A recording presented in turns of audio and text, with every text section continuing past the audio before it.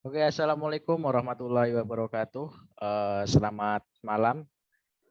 Terima kasih untuk teman-teman semuanya yang udah meluangkan waktunya.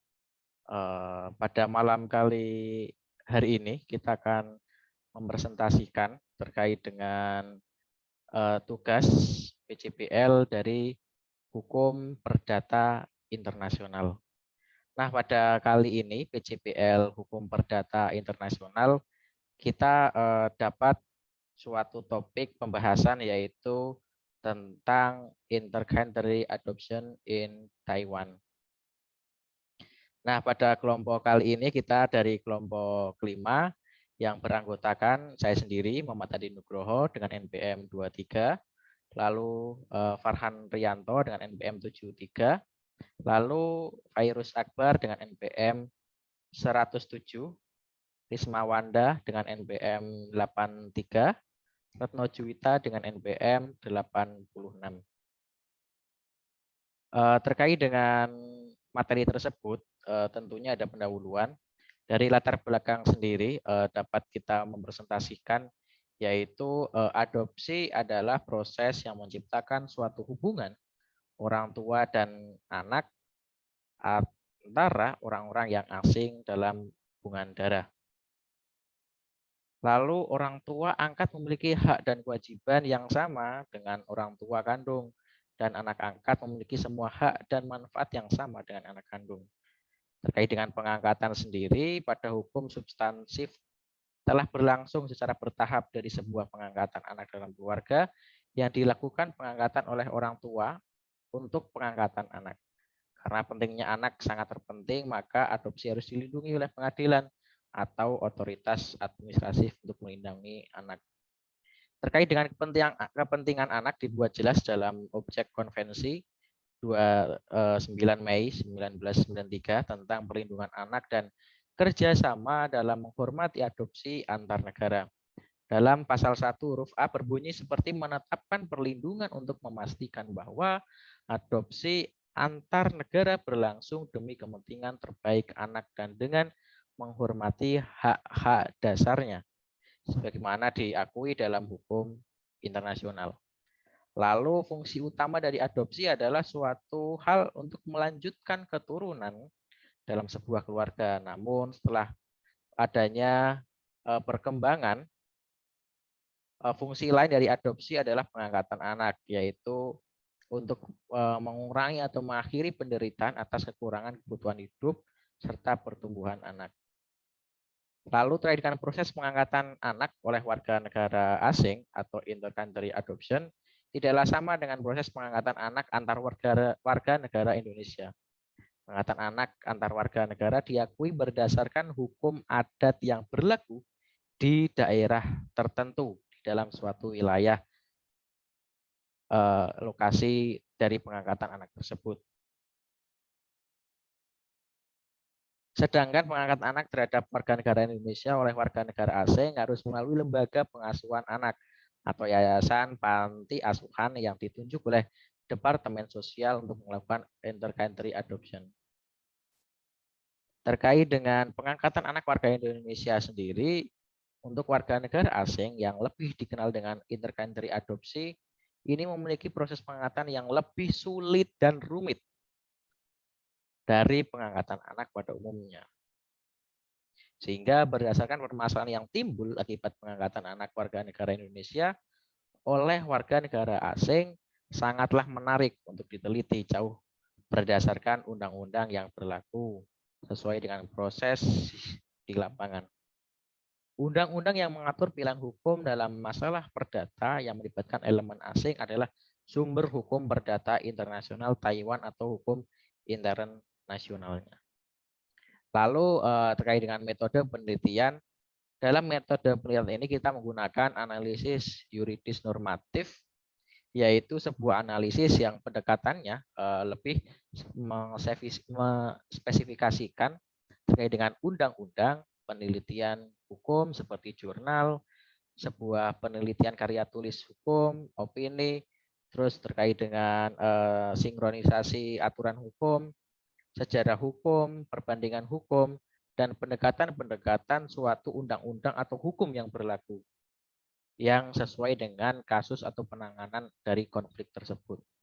Lalu ketika sudah dijelaskan terkait hal tersebut, latar belakangnya seperti itu, maka dapat disimpulkan terkait dengan rumusan masalah sendiri.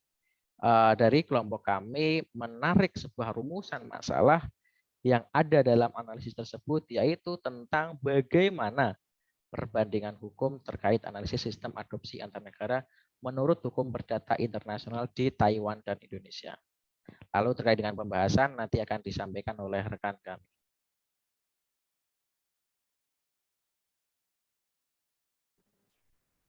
Baik, kemudian berkaitan dengan pembahasan perbandingan sistem hukum adopsi anak antar negara menurut HPI Taiwan dan HPI Indonesia. Sumber hukum perdata internasional Taiwan yaitu The Act Governing the Choice of Law in Civil Matters Involving Foreign Element atau undang-undang yang mengatur pilihan hukum dalam masalah perdata yang melibatkan elemen asing atau yang disebut dengan UU Pil Taiwan. Ketentuan mengenai adopsi antar negara diatur dalam Pasal 54 ayat 1. Undang-undang tersebut menetapkan pembentukan dan penghentian pengangkatan anak diatur untuk orang tua angkat dan anak angkat oleh undang-undang nasional masing-masing. Pasal 54 ayat 1 merupakan perpanjangan dari pasal lama, yaitu pasal 18 ayat 1 dalam Undang-Undang UU Pil Taiwan. Tiga prinsip utama hukum alternatif tentang adopsi, yaitu yang pertama adalah kepentingan anak angkat, kedua perbedaan antara adopsi orang dewasa dan anak, dan ketiga adalah intervensi pengawasan otoritas yudisial atau alternatif. Kepentingan anak angkat dan intervensi pengawasan otoritas merupakan prinsip-prinsip yang diterima secara luas oleh sebagian besar hukum alternatif dan hukum perdata internasional. Karena Taiwan bukanlah negara anggota konvensi Den Haag dan tidak meratifikasi konvensi tersebut, Konvensi Adopsi 1993, peraturan yang ditetapkan dalam Konvensi HCCA tidak mengikat untuk pengadilan Taiwan. Prinsip-prinsip panduan Konvensi Adopsi HCCH 1993 dijelaskan dalam pembukaan. Sebelum adopsi, prioritasnya adalah memungkinkan anak untuk tetap berada dalam keluarga asal, memastikan bahwa anak tumbuh dalam lingkungan keluarga dengan cinta dan kebahagiaan. Adopsi antar negara harus dipertimbangkan hanya jika keluarga yang cocok tidak dapat ditemukan di negara asal, tidak ditemukan di negara asal anak tersebut. Adopsi antar negara harus dilakukan menghormati hak-hak dasar anak dan demi kepentingan terbaik mereka. Terdapat pada pasal 1 huruf A, sedangkan berkaitan dengan penculikan, penjualan, atau perdagangan anak harus dicegah, terdapat dalam pasal 1 huruf B. Undang-Undang Keluarga pasal 114 ayat 1 mengatur terhadap orang yang menolak mengenai pengakuan pengangkatan anak, yurisdiksi untuk mengadili perkara tersebut semata-mata menjadi pengadilan tempat kedudukan orang tua angkat atau anak angkat itu, di mana pengadopsian tidak memiliki domisili di wilayah Taiwan. Yurisdiksi untuk mengadili proses dapat dilakukan oleh pengadilan untuk tempat domisili pengadopsi atau orang tua angkat. Menerapkan pasal 114 ayat 1 untuk adopsi antar negara dengan analogi. Pengadilan Taiwan akan memiliki yurisdiksi internasional eksklusif ketika orang tua angkat atau anak angkat berlokasi di Taiwan. Dengan kata lain, meskipun orang tua angkat tidak berdomisili di Taiwan, pengadilan Taiwan tetap memiliki yurisdiksi internasional selama anak tersebut berdomisili di Taiwan. Selanjutnya akan dijelaskan oleh rekan saya, Retno Juwita. Baik, selanjutnya mengenai pendekatan pasal 18 ayat 1 yang telah mengadopsi aplikasi distributif ataupun aplikasi kumulatif, yaitu adalah penerapan pendekatan distributif, bukan pendekatan kumulatif. Oleh karena itu, sehubungan dengan pembentukan adopsi, persyaratan untuk adopsi orang tua diatur oleh hukum nasional orang tua angkat, dan syarat-syarat terhadap anak angkat diatur oleh hukum nasional anak. Akibatnya, dalam kasus adopsi antar negara di Taiwan, orang tua angkat memenuhi syarat ketika mereka memenuhi persyaratan yang ditetapkan dalam Undang-Undang Nasional Anak Angkat. Hukum di samping hukum nasional mereka sendiri dan anak angkat memenuhi syarat ketika dia memenuhi persyaratan yang ditentukan dalam hukum nasional orang tua angkat di samping hukum nasionalnya sendiri.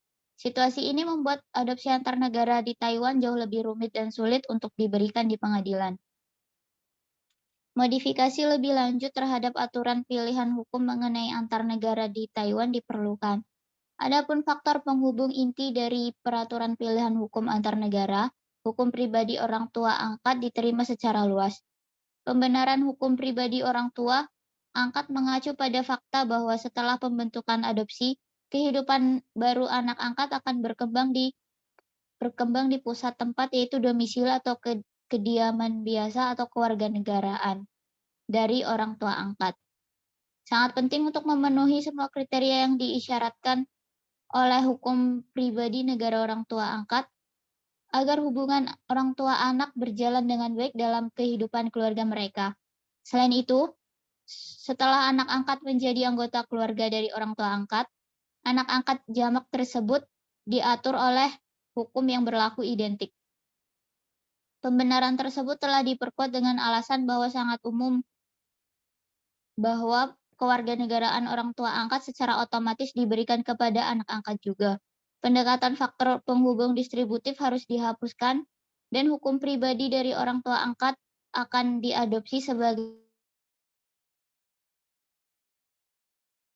aturan pilihan hukum tentang adopsi antar negara dalam Undang-Undang PIL Taiwan. Perlindungan hukum terhadap Indonesia yang diadopsi oleh warga negara asing, anak memiliki hak dan kewajiban yang sama pada umumnya yang memerlukan suatu perlindungan hukum. Perlindungan itu sendiri adalah suatu perlindungan yang diberikan terhadap subjek hukum dalam bentuk perangkat hukum yang bersifat preventif maupun represif, yang menjadi suatu gambaran dari fungsi hukum yaitu adanya keadilan, ketertiban, kepastian, kemanfaatan, dan kedamaian. Perlindungan juga menjadi sebuah pengakuan terhadap hak asasi manusia yang dimiliki oleh subjek hukum dalam negara hukum agar terhindar dari kesewenang-wenangan, maka para aparat membuat suatu peraturan mengenai perlindungan hukum khusus anak-anak, yakni perlindungan anak. Bentuk perlindungan hukum terhadap anak Indonesia yang diadopsi oleh warga negara asing terdiri dari dua macam perlindungan, yaitu perlindungan secara preventif dilakukan untuk mencegah terjadi sengketa. Lalu upaya perlindungan anak tidak hanya dilakukan oleh keluarga sang anak sendiri, namun perlindungan juga dilakukan oleh masyarakat, lembaga pemerintahan, maupun lembaga swasta yang bertujuan untuk mengupayakan pengamanan dan pemenuhan kesejahteraan setiap anak baik fisik, mental, maupun sosialnya sesuai dengan kebutuhan setiap anak. Selanjutnya akan dibacakan oleh rekan saya. Selanjutnya, Indonesia telah mengenal pengangkatan anak antar negara setelah pengesahan SEMA nomor 2 tahun 1979. Namun, pengangkatan anak antar negara menimbulkan beberapa permasalahan baru, yakni mengenai status personal merupakan kondisi keadaan suatu pribadi dalam hukum yang diberikan oleh negara untuk mengamankan dan melindungi lembaga-lembaganya. Lalu untuk menentukan penentuan status personal itu ada beberapa asas. Yang pertama itu ada asas nasionalitas atau kewarganegaraan atau yang sering disebut lex patriae merupakan hukum personil dari seseorang adalah hukum nasionalnya, hukum yang ditentukan oleh kewarganegaraannya. Setiap warga negara ini tetap takluk di bawah hukum nasional negaranya kemanapun ia akan pergi. Lalu yang kedua ada asas teritorialitas atau domisili. merupakan status personal suatu pribadi yang tunduk pada hukum di mana ia berdomisili. Selanjutnya yang ketiga, asas lex loci celebration merupakan hukum yang mengatur di mana tempat dilangsungkannya sebuah perkawinan dan dua orang mempelai harus tunduk kepada formalitas tempat. Lalu yang terakhir ada lex fori atau tempat gugatan, yaitu apabila objek gugatan benda bergerak, maka dalam hal mengajukan gugatan berdasarkan di mana benda bergerak tersebut berada. Lalu ataupun kewarganegaraan dari calon anak angkat yang berbeda dari calon orang tua angkatnya, ada pula asas-asas yang memengaruhi kewarganegaraan, yaitu yang pertama, asas ius sanguinis atau law of the blood adalah asas yang menentukan kewarganegaraan seseorang berdasarkan keturunan, bukan berdasarkan negara tempat kelahirannya. Lalu yang kedua ada asas ius soli atau law of the soil. Secara terbatas adalah asas yang menentukan kewarganegaraan seseorang berdasarkan negara tempat kelahiran yang diberlakukan terbatas bagi anak-anak sesuai dengan ketentuan yang diatur dalam undang-undang. Yang ketiga ada asas kewarganegaraan tunggal adalah asas yang menentukan suatu kewarganegaraan bagi setiap orang.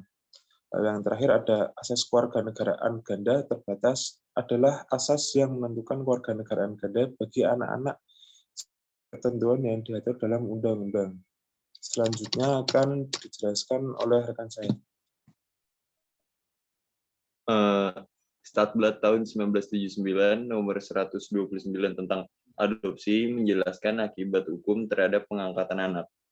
Sesuai dengan pasal 11, bahwa anak adopsi secara hukum mempunyai nama keturunan dari orang tua yang mengadopsi. Sesuai dengan pasal 12 ayat 1, bahwa anak adopsi dijadikan sebagai anak yang dilahirkan dari orang tua yang mengadopsi. Konsekuensinya, anak yang diadopsi menjadi ahli waris dari orang tua yang mengadopsi. Bila anak adopsi dianggap dilahirkan dari perkawinan orang tua angkat, anak adoptandus berkedudukan sebagai anak sah, maka akibat hukumnya sebagai berikut. 1. Kekuasaan orang tua terhadap pribadi anak, yaitu orang tua wajib memelihara mendidik sekalian anak mereka yang belum dewasa sepanjang perkawinan bapak dan ibu dari tiap-tiap anak sampai ia menjadi dewasa. Tetap di bawah kekuasaan orang tua sepanjang kekuasaan orang tua belum dicabut. Kedua, kekuasaan orang tua terhadap harta kekayaan anak, yaitu terhadap anak yang belum dewasa, maka orang tua harus mengurus harta kekayaan anak itu. Yang ketiga, hak dan kewajiban anak terhadap orang tua, yaitu tiap-tiap anak dalam umur berapapun wajib menaruh kehormatan dan keseganan terhadap bapak ibunya, serta berhak atas pemeliharaan dan pendidikan. Adanya adopsi, maka terputus segala hubungan keperdataan antara anak adopsi dengan orang tua kandungnya. Undang-Undang Nomor 23 Tahun 2002 tentang Perlindungan Anak menyebutkan, A. Pengangkatan anak hanya dapat dilakukan untuk kepentingan yang terbaik bagi anak dan dilakukan berdasarkan adat kebiasaan setempat dan ketentuan peraturan perundang-undangan yang berlaku. B. Pengangkatan anak tidak memutuskan hubungan saudara dengan orang tua kandung. C. Calon orang tua angkat harus seagama dengan agama yang dianut oleh calon anak angkat. D. Pengangkatan anak oleh warga negara asing hanya dapat dilakukan sebagai upaya terakhir. E. Dalam hal asal-usul, anak didik diketahui, maka agama anak disesuaikan dengan agama mayoritas penduduk setempat. F. Orang tua angkat wajib memberitahukan pemberitahuan asal-usul dan orang tua kandungnya dilakukan dengan memperhatikan kesiapan anak yang bersangkutan. Pada prinsipnya, Indonesia menganut asas ius sanguinis, yaitu hak kewarganegaraan yang diperoleh oleh seseorang berdasarkan kewarganegaraan ayah atau ibu biologisnya. Akibat hukum yang terjadi terhadap pengangkatan anak warga negara Indonesia oleh warga negara asing ada dua, yaitu yang pertama adalah anak angkat memiliki dua kewarganegaraan, yaitu kewarganegaraan Indonesia dan kewarganegaraan orang tua diangkatnya, sampai anak itu berusia 18 tahun. Yang kedua, anak angkat mempunyai hak yang sama dengan anak kandung, di mana kedudukan keduanya sama dalam hal pewarisan. Selanjutnya dilanjut oleh rekan saya. Oke, terkait dengan apa yang sudah disampaikan presentasi oleh presentator tadi, maka dapat ditarik kesimpulan bahwa adopsi merupakan proses yang menciptakan suatu hubungan orang tua dan anak antara orang-orang yang asing dalam darah. Ataupun adopsi harus dilindungi oleh pengadilan ataupun otoritas administrasi, yaitu untuk melindungi hak-hak dari anak. Kepentingan terbaik anak terpenting dalam hukum substantif dan juga prinsip umum yang diterima di seluruh dunia tentang hukum perdata internasional. Dalam Konvensi 29 Mei 1993 pada pasal 1 huruf A menyebutkan bahwa adopsi antar negara berlangsung demi kepentingan terbaik anak dan menghormati hak dasarnya sebagaimana diakui dalam hukum internasional. Di Taiwan sendiri, ketentuan adopsi antar negara diatur dalam pasal 54 ayat 1 Undang-Undang Pilihan Taiwan yang menyebutkan bahwa pembentukan dalam penghentian pengangkatan anak diatur untuk orang tua angkat dan anak angkat oleh undang-undang nasionalnya masing-masing. Pasal ini merupakan perpanjangan dari pasal 18 ayat 1 yang menerapkan pendekatan distributif sehingga berkaitan dengan pembentukan adopsi, persyaratan untuk adopsi orang tua diatur oleh hukum nasional orang tua angkat dan syarat-syarat terhadap anak angkat diatur oleh hukum nasional anak. Sedangkan di Indonesia sendiri sebenarnya hukum belum ada peraturan undang-undangan yang spesifik mengatur tentang adopsi antar negara atau intercountry adoption. Undang-Undang Perlindungan Anak menyebutkan bahwa pengangkatan anak harus dilakukan hanya untuk kepentingan terbaik bagi anak, dilakukan berdasarkan adat kebiasaan setempat dan ketentuan peraturan perundang-undang yang berlaku di Indonesia mengenai adopsi antar negara melalui SEMA nomor 2 tahun 1979. Namun, pengangkatan anak antar negara menimbulkan permasalahan baru yakni berkaitan dengan status personalnya. Kemudian Steinblatt tahun 1917 nomor 129 tentang adopsi mengatur akibat hukum yang ditimbulkan oleh pengangkatan anak berdasarkan pasal 11. Anak adopsi secara hukum memperoleh nama keturunan dari orang tua angkatnya. Sedangkan pasal 12 ayat 1 menjelaskan bahwa anak angkat berkedudukan sebagai anak sah sehingga anak angkat juga berhak atas perwarisan.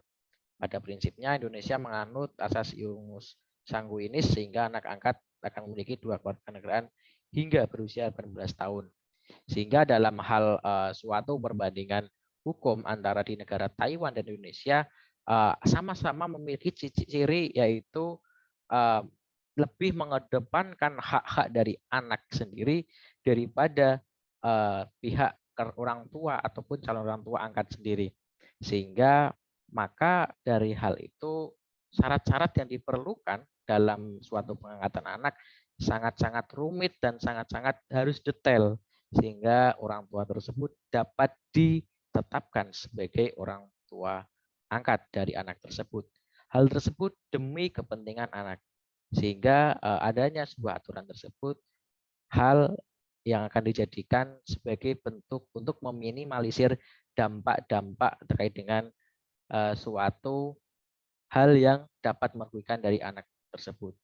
Mungkin cukup sekian presentasi dari kelompok kami terkait dengan PJPL Hukum Perdata Internasional yang pada kali ini dengan tema Intercountry Adoption in Taiwan.